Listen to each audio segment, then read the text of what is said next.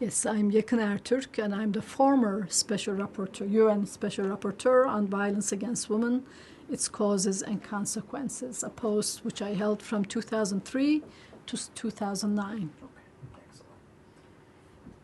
Okay. How's that, Karen? Yeah. Right. So maybe you can start out. In your vast knowledge or opinion, if you can help explain a little bit about what you really see as the key root causes of violence against women and what some of the consequences of that violence is in our society. Well, I think the Declaration on the Elimination of Violence Against Women, which was adopted in 1993, clearly defines violence as a historically rooted gender inequality. I think any unequal relationship, and gender being the most universal and fundamental one, is sustained on both consensus and force. And what is unique about violence against women is that it is socially approved in almost all cultures. At least historically it was approved. So it's a privilege that is given to male domination in society using force to maintain the order, if I may say, within the household, to keep women in their place. You started to touch on it a little bit, but talk a little bit about the role culture plays.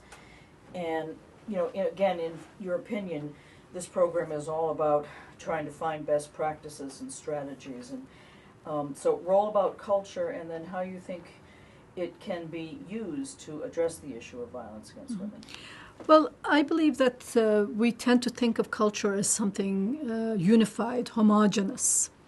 And within that perspective, gender inequality, violence against women, find a very acceptable place where it is rationalized and approved. And many women also internalize this, and they feel they must have done something wrong to deserve the punishment.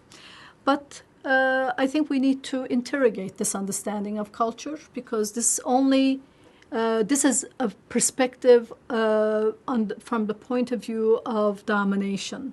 It's the culture of domination that justifies the use of force to keep people or women in their place.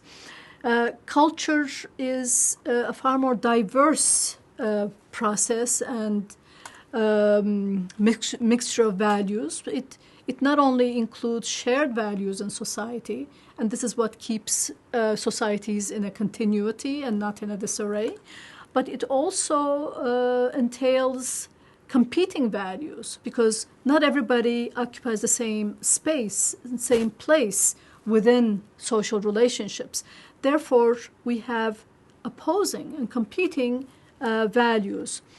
But this is where culture becomes a site of contestation, a site of tensions, and a site where negotiations can transform some of these tensions.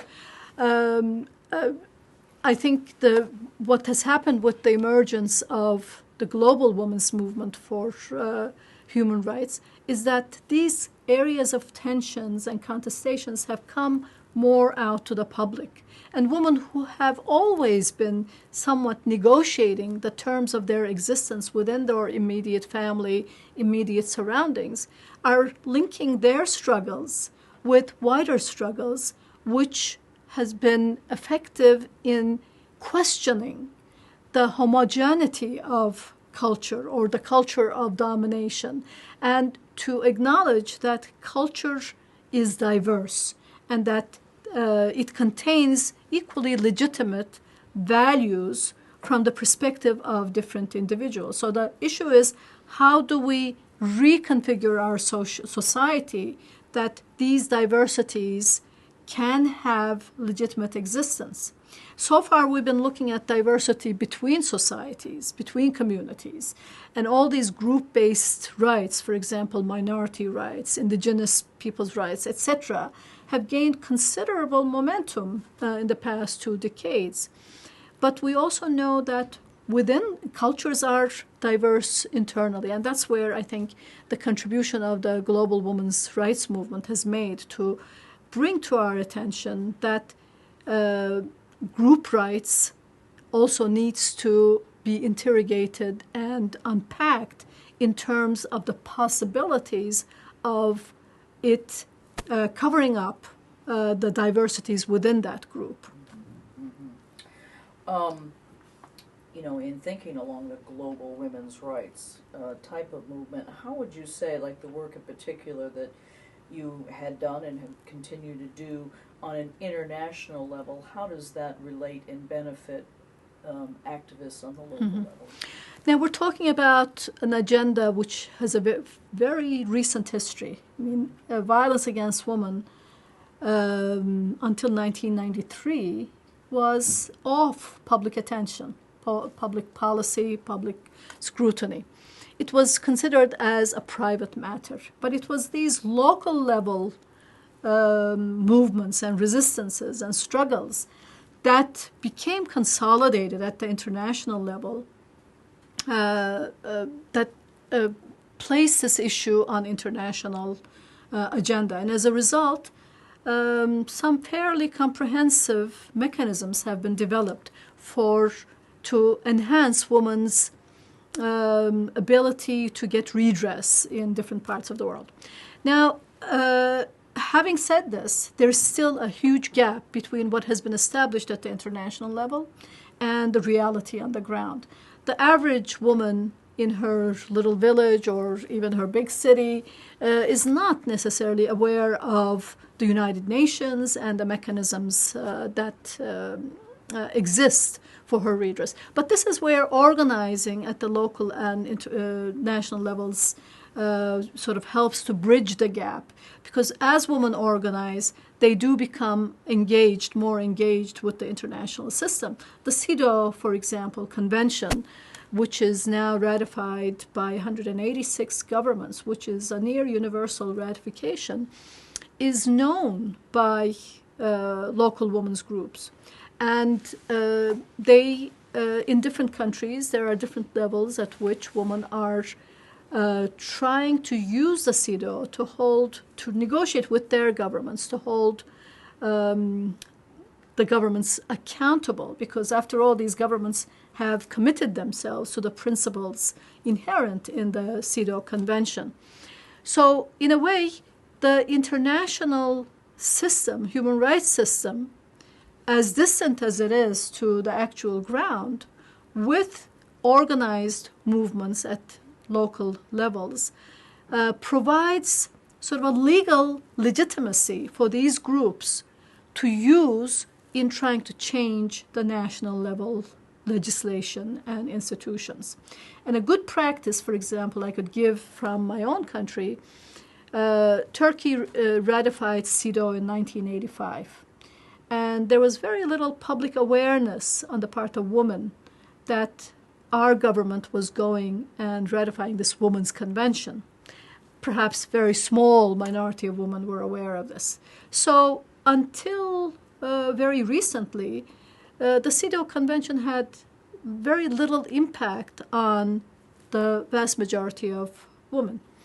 But as local women started lobbying and organizing themselves internally, as the demand for rights started becoming a public voice in the Turkish public discourse, then women's engagement with CEDAW became more of a reality. It brought CEDAW home because they started using CEDAW in requesting the government or demanding accountability on the part of the government. So it's this internal demand that can make the international mechanisms a reality at the national level. Until that internal demand emerges, it's a distant reality. The two are quite distant to one another. So I think on the one hand, we can say that it was initial demands from different parts of the world that filtered up to creating such an international regime that we can call equality and rights regime today. But in order for that regime to become a reality in transforming the life on the ground, again, requires an organized and informed opinion on the part of women. Otherwise, states will go and sign these documents, but it's never a priority or even desirable for many of them to make the changes necessary internally to correspond to what they have committed themselves to at the international level. And certainly not to indulge in any public awareness. On Absolutely, absolutely. They're quite comfortable keeping women right. where they are. One thing that's certainly been in the news a lot lately is this issue of veils, requiring them, banning them, one country, another, different traditions clashing with each other. What's your opinion or position on this? Well, I call most of these claims on women, whether it's the veiling or it may be expressed in other forms, a clash of masculinities. Alternative masculine agendas, political agendas, use women's rights issues to advance their own political interests. And in Turkey, one of the main contested areas now in formal politics is between two different parties, the ruling party and the opposition party, in terms of precisely the headscarf. The Turkish constitution is based on a secular understanding. Therefore, it is not governed by, unlike most Muslim majority countries, it's not governed on the basis of the Sharia. So the headscarf has been interpreted and accepted by most of the secularist political actors as an indication of religiosity and violation of secularism. So therefore, their struggle against any revival of Islamic way of governance has focused on a very superficial area, the area of women's headscarf, because that's most observable. And therefore, the headscarf was banned, particularly in public positions and the universities, where it became particularly problematized, because girls who do cover and who are going to the universities are not admitted to the university. So it's become a major area of contestation. And the alternative masculine position is in support of the headscarf for women. And they advance their own political interests, again, by focusing on this issue as the main issue. But what is missing here is the voice of women themselves. Both covered women and uncovered women are being manipulated politically, and politics is being built on the basis of whether they should be open or covered. And depending upon who's speaking, open women are a target of criticism, just like the covered women are. And alternatively, in other countries where the claim is that women's modesty is a requirement of religion, there women are given no choice whether they want to be covered or not. There is very little difference between the two policies, in my opinion. These are alternative masculine projects, and they both impose a particular understanding of women's status legally and morally and culturally on the whole populace. Clearly there's much to be done, but can you think or discuss any successful strategies about what we can do about gender-based violence? Well, I think the greatest success story so far has been to bring violence against women on the agenda. And as I said, this has a very short history. We're talking about 1993. Since then, we have not, I don't think we have too many success stories in terms of ending violence, because violence is still rampant. It's still manifesting in diverse forms in all societies. Some are more visible because the types of violence are more open and more brutally expressed, perhaps. In others, it is more discreet. But in the end, psychological or physical violence is still continually being used to control, as a form of control over gender relationships. Because I think the international gender order is still very patriarchal, although in some places it appears in a very non-patriarchal, in a gender-neutral form. But nonetheless, when we have a careful look at how social everyday life is organized, this subordinated position or secondary position of woman is pretty much perpetuated in the institutions of everyday life. So we have succeeded in bringing the issue on the agenda. We have also succeeded in considerably changing legislations and institutions that respond to violence against women. Now, many countries have adopted special violence against women laws. There are still many who have not. They define specific types of violence within their criminal codes. There are also significant institutional changes, such as shelters and so forth. So much of the success has been in this area, but it's still an upward battle even in these areas. In many countries, although the legislation has changed, in practice things have not changed much, because I think the mentalities are still pretty much unchallenged. And the only way we can really shake the boat, if I may say, is with a strong demand on the part of women themselves.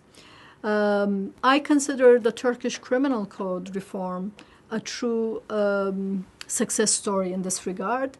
We went through the reform, and the new criminal code was adopted in 2005. The previous code was initially adopted from the Italian criminal code way back in the early periods of the Turkish Republic. And what the main perspective in the previous code was that crimes against women, sexually oriented crimes, were not defined as crimes against women per se, but they were crimes against public morality, they were crimes against the family, and so forth. So if, for example, a woman was raped, the penalty depended on whether the woman was married, single, prostitute, etc., etc. So it was not the harm done on the woman that determined the punishment, but the harm done to those who are related to that woman. So she was very much perceived sort of like the property of a man whose property rights have been infringed upon. And not much, and this kind of an understanding, I think, was quite universal in most legislations, but they have been cleaned up in the course of social transformations, waves of women's movements. So now the new criminal code has placed women at the center as the object of the law. So it's the harm done to women as opposed to anything else related to the woman. That is the primary issue with respect to the punishment of the act. And this did not happen by itself. This happened with a very mobilized and organized movement on the part of the Turkish women's movement. Many attribute this change to the European Union accession process. The accession process, I think, was a catalyst in the reform movement itself, but the content of how the new provisions turned out was completely the struggle of women and the determination of women that brought together women from very different walks of life. Covered women, uncovered women, socialists and those from other political orientations were able to unite, because this was clearly a very common interest for the diverging women's groups. And it's this kind of a moment when such diversity in women's existence can identify areas of common interest where they can join forces. I think much progress is achieved. But this is a difficult issue in itself, particularly given the cultural relativity that is constantly being promoted at all levels today. WLP has been in existence now for 10 years. As you look back over those 10 years, what would you assess the value that the organization has contributed? Well, of course, I am now learning more and more about WLP. I didn't, of course, I knew Mahnaz personally. I knew of the organization, but had very little direct dealings with its actual content and the programs. I'm quite impressed, because I think what is unique about the work of WLP, and maybe very exceptional few other such organizations, is that rather than imposing a specific lifestyle or perspective, their own universal in a way, on diverse societies, they're creating linkages of the different struggles for rights and autonomy and equality. I think this is what we need to do. This is the way we can overcome essentializing cultures, but at the same time as being inherently misogynist and harmful to women, and alternatively by imposing abstract universalism. Because I think these are the two polarized positions that have made women's rights movement difficult, because they provoke defensive positions and they're divisive. Whereas WLP has sort of just ruptured such a polarization and is linking the diverse struggles of women. And in the process, of course, we, on the one hand, we empower one another, but at the same time, we're also generating alternative modalities of how we can move forward. So in that sense, I'm quite impressed with what a small organization is able to accomplish. So bringing diversity to the forefront without necessarily sacrificing the rights, the universal rights. I think that's sort of the key challenge that WLP has successfully managed. Mm-hmm. And one last thing, if this, hopefully this program reaches some local grassroots organization struggling to have their voice heard, what words can you offer to those local activists working in the field to encourage them to pursue? Gosh, I don't have any words of wisdom for anyone, actually, but what we have learned so far is that working together is the key to empowerment. And linking the different struggles to wider levels of of women's movements.